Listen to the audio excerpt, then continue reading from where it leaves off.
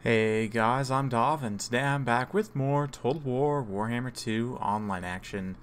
Today we're back with the Vampire Count's going to be taking on the Lizardmen, as you can see from the cute cuddly dire pack, going after some chameleon skinks here. Let's get to the army compositions real quick. My forces are going to be led by good old Heinrich Kemmler. Look at that nasty boy. He's got Chaos Tomb Blade, of course, Invocation of Nehek, Danse Macabre, and Raise Dead, as is typical for Vampire Counts for me. I've also got Krell, of course, and Undeath Resurgent. For Frontline, we've got a mix of Skeleton Spears, Skeleton Warriors, and a third line of Grave Guard, and a bit of a Roman-inspired triplex axis-style formation here, with the Spearmen as the Hastati. We've got the Principe as the Skeleton Warriors, including the Konigstein Stalkers in the center, and the Grave Guard forming the Triari, with the Sternsmen as well. We've also got a Corpse Card and a Holy Lodestone, 2 units of Blood Knights, 1 on each flank, and the Varix Reavers in the center. That's pretty much it for my forces. For my opponent, he's got Lord Mazdamundi up on the chair here. If we have a look at the spell loadout, let's see here. Looks like he's got Arcane Unforging, Apotheosis, Comet. Looks like actually bringing all the spells here, as well as the Roiling Skies lore attribute, which is actually quite good against the Vampire Counts. Terrorgeist are a common pick in this matchup, so I do quite like having that lore attribute there. We've got 3 groups of Temple Guards, Rev Crystal here, Saurus Scarvet with 3 Skink Cohort over on this flank. Over here we've got some more Skink Cohort as a bit of a flanking force. Unfortunately, these Chameleon Skinks are going to get eaten up by the Dire Pack here, who did get that Danse Macabre. And they're going to be just moving in and munching on these Chameleon Skinks here. I do believe there also is a Saurus Scarvet on a Carnosaur, yep, over here, so don't want to forget about that. And it does look like they've spotted the Blood Knights over here. But yeah, most of the fighting, of course, taking place over here, with more Blood Knights coming into support. I did discover the Chameleon Skinks hiding in the jungle here, or the Skink Cohorts. So we did charge in with the Blood Knights, of course. An elite troop like the Blood Knight, it's going to take very little damage from these low-tier Skink Cohort.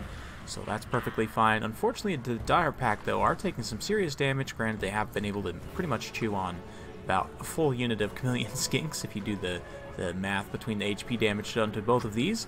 But they are crumbling. We're going to hit them with the Danse Macabre, or sorry, not Danse Macabre, the Invocation, to try and stabilize their HP here, see if we can keep them online and go ahead and unify them with the Blood Knights here. Meanwhile, over on the far side, you can see my opponent has got ahead and dived in with the Carnosaur here, and this isn't a bad idea on paper. You know, he can definitely do some damage to the Blood Knights here, and you can see they're already starting to drop quite a few models there, about 7 unit models already dropped. The thing about the Blood Knights is, of course, they can heal unit models, unlike other units of Elite Cavs, so despite the fact they're taking quite a bit of damage here, I'm not really too worried. I'm going to go ahead and hit them with the Danse Macabre to give them a bit more melee attack, just so they're a bit better in this sort of sustained engagement, since I'm not going to be cycle charging them quite as aggressively. Plus, it does trigger that Lore of Vampire attribute to heal them a bit. You can see skeletons moving in to fight the Skinks. This is the Battle of Battles here. The Skinks fighting against skeletons, with Lord Mazdamundi unleashing a Ruination of Cities. Unfortunately, the 3-pronged proc did not quite go off in a favorable situation, but it does look like Comet of Casanora potentially going down on those Grave Guard there. You can see I did go ahead and pump an Invocation of Nehek into these Blood Knights, and exactly what I was talking about. These guys are able to heal their unit models. Granted, the Saurus Scarvet can also heal. Apotheosis for Mazdamundi, he's got the Rev Crystals, some other sources, and just the torrent of magic damage really coming down from Mazdamundi, trying to pull back his Temple Guards as well, which is very, very smart here. You can see they are going to get away from this front line and not take too much damage, so some very good play by my opponent there, using his magic appropriately, now sort of re-engaging as he drops that Shield of the Old Ones to give himself that magic resistance. Unfortunately, the main sources of his power here, I mean, obviously these Temple Guard are going to be pretty hard for me to grind through, but we may be able to win a leadership ability. You can see I go ahead and drop another Danse Macabre here as these 2 units of Blood Knights charge in, so they're all going to get up to 66 melee attack. Of course, they've got the other buffs from the Chaos Tomb Blade, I believe. No, doesn't look like that's actually active. Looks like the Vigor Mortis instead. But they are able to not only keep up with the Sword Scarvet, but he's got the Cold-Blooded, so his stats are debuffed, and their stats are going to be buffed from that Danse Macabre, so he will take quite a bit of damage. Apotheosis also going down, trying to heal that Sword Scarvet, keep him online, but it does look like things are not looking great. Balance of power is starting to turn a little bit. Fortunately, a little bit of miss micro by me, leaving those Skeleton Warriors in the back, but we do have some Chameleon Skinks rallying. There's some Skink Cohort also coming back. You can see the damage is starting to add up on the Sword Scarvet as this huge blob, and not to discount Krell. Krell is in here as well. I forgot to mention him earlier, but he's mixed in with the Blood Knights, doing his anti-large armor-piercing thing, going after the Scarvet. Common of Cassandora does come down, does some pretty solid damage to the Blood Knights. Fortunately, it's not going to be enough at the end of the day. Common of Cassandora, the spin-up time is just a little bit too long in my opinion, so it is relatively easy to dodge. But you can see the Temple Guard. The main issue with them is just they're sort of static. You know, they don't really have the mobility to really move around, and a very unfortunate Ruination of Cities for my opponent actually cuts through those Temple Guard pretty badly, and it's one of the main reasons why I don't use that spell. It's not really super reliable, and to see things out, Krell's going to go ahead and get in here on Mazdamundi himself and just take him down. Krell with his anti-large AP going to have no problems finishing him off here, and just for good measure, we're going to follow it up with some Blood Knights. And with Mazdamundi going down here, it is pretty much going to chain route the rest of the Lizardmen, I believe, or perhaps my opponents just get a mid-defeat there. But Varix Reaver is going to be ideal for running down Chameleon Skinks, of course, because they're shielded, and they have regeneration, so they'll take very little damage from that Chameleon Skink fire. And Mazdamundi just gets absolutely canned by Krell and the Blood Knights here. So with him going down, it's going to be GG for the Lizardmen. And yeah, well played my opponent. Hope you guys enjoyed watching that one. Few things I would potentially fine-tune about that build there, but I have used this Kemmler build quite a bit, and it's a favorite of mine. Not something I use super often, just because the vampires, you know, I kind of went through a phase where I was using them quite a bit. Haven't been using them quite as much lately, but black coaches still abound, although sadly this build doesn't have any. More so we rely on just the mass infantry here with a few elite units. You can see those named elite units doing quite well. 136 on the Varix Reavers. Managed to run down a whole bunch of skinks. Only 8 kills on these Blood Knights. These are the ones that were fighting that Sword Scarvet the whole time. Got some really good damage done there. And 125 plus an XP Chevron. You can see both of these guys got XP Chevrons despite the kill differential there. 63 kills in the Dire Pack as well, and we were able to stabilize them after they took a whole bunch of damage to those Chameleon Skinks.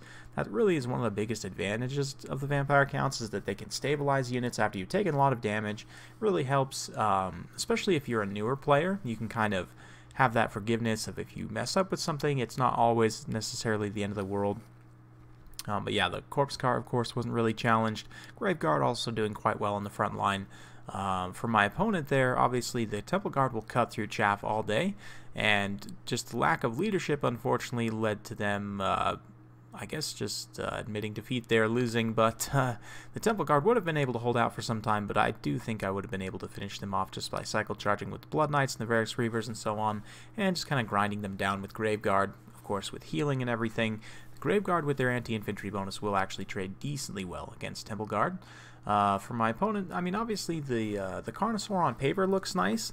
The Vampire counts in the past have struggled with large, armored, single-entity monsters, but they definitely don't so much anymore. I mean, you have Krell, who's very powerful right now, and also comes with Kemmler, who's relatively cheap. Blood Knights have had buffs in successive patches and are at a really good place right now, especially with Danse Macabre. They can get really sustained and reliable damage done against large targets.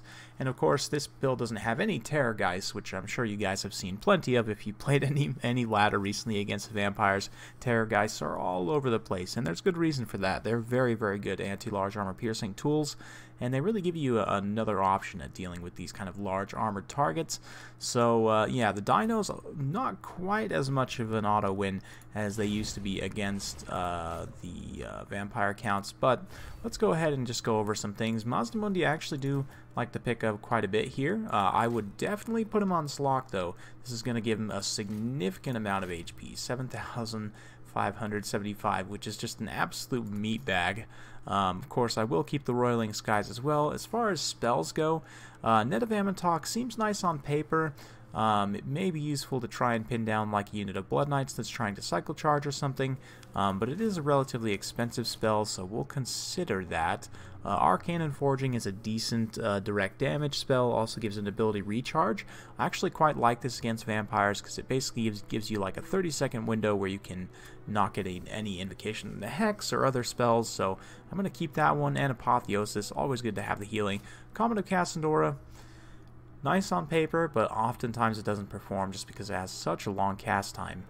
Curse of the Midnight Wind, also pretty decent, just a good spell overall, as is Harmonic Convergence. So these two, if I have the spend, I will keep them. But typically Mazdamundi is going to be very expensive anyway, so of course you don't need the missile resistance. The extra 9 melee defense is helpful, but you don't necessarily need the missile resistance in this matchup too much, so we're going to hang on to Harmonic Convergence, actually, just to self-buff Mazdamundi. If someone tries to goon him, that'll give him a bit more punching power and melee defense, more specifically. And then, to help protect Mazdamundi, you could go a number of different routes. Ancient Stegodon is basically the same thing, just an absolute meat bag, and these two are going to give you just a heavy hitting presence that's going to take a long time for the vampires to try and work through. With Mazdamundi's healing and everything, you're going to get a lot of value there. Sora Scarvet, we'll go ahead and put him on a cold one, or even on foot wouldn't be terrible, just because these two dinos are relatively slow anyway, so if you just kind of stand him around next to them, he can kind of provide that anti-large armor-piercing presence for a little bit cheaper than a full unit of Temple Guard. He has pretty good weapon strength overall, not amazing, but certainly is something. And then just to round out, we want to make sure we get one more charge of Cold-Blooded. We're actually just going to get a second one of those. Gives us a couple bodyguards on foot, and these guys aren't going to be subject to the anti-large, and again, these two dinos are relatively slow, so you just keep these guys nearby as much as possible. In terms of the rest of the infantry line, let's see, Chameleon Skinks honestly aren't a bad idea here. You could potentially grab a Rev Crystal as well, just if you really want to max out on the healing. We will grab one unit of Temple Guard, although this is getting pretty expensive, so maybe we just grab some Saurus Warriors here, although they won't necessarily trade the best against Graveguard. Oh man, it's tough to know what to do in this matchup. The Skin Cohort Javelins can be potentially pretty good, so maybe something like this. Again, I'm not really sure, guys. It's a potentially tough matchup, but it's certainly a lot tougher than it used to be. But something like this, I think, might be pretty solid. Let me know what you guys think in the comments down below. I'm just kind of spitballing here, kind of fine-tuning my opponent's list, I guess you could say. But let me know what you think about this, especially about kind of using these two big dinos with the two foot protectors. You know, since these guys are relatively slow, maybe these guys can keep up and just kind of stand in the same blob and provide that nice armor-piercing anti-large. If someone tries to dive them, at least that's the thought. But let me know what you guys think.